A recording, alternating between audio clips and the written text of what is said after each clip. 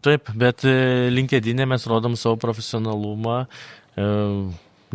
atskiriam turbūt kasdienį gyvenimą, ką turim Instagram'e, Facebook'e, o ten yra jau grinai profesiniai dalykai. Na, Instagramas tuo, kad labai dažnai galim pamatyti, kad iš karto pozicionuojama save su keliom paskyrom. Na, tarkim, esu koks nors turinio kūrėjas, bet štai pačiame aprašyme yra mano asmeninė paskyra ir mano kūrybos paskyra, ar ne? LinkedInas yra vienas bendras tik tai profesinis, ar ne? O Facebook'e galim turėti savo puslapius, kur per savo asmenį mes reklamuojame savo produktus.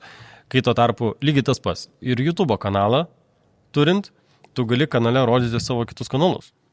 Taip. Nuorodas padaryti kitus kanalus. Taip, aš esu, tarkim, savo asmeniniam YouTube kanale pasidaręs į marketingo legendos kanalą, kad čia galbūt mano yra kūrybinė veikla, o čia vat yra ta profesinė veikla. Ir aš ten galiu sudėlioti irgi savo keletą kanalų. Bet galim žiūrėti iš to, kad kitas kanalas yra atsarginis. Jeigu netyčia kažkas atsitiktų, kad tave išjungs ir tu neprarastum visos auditorijos, o per du kanalus turėtum auditoriją.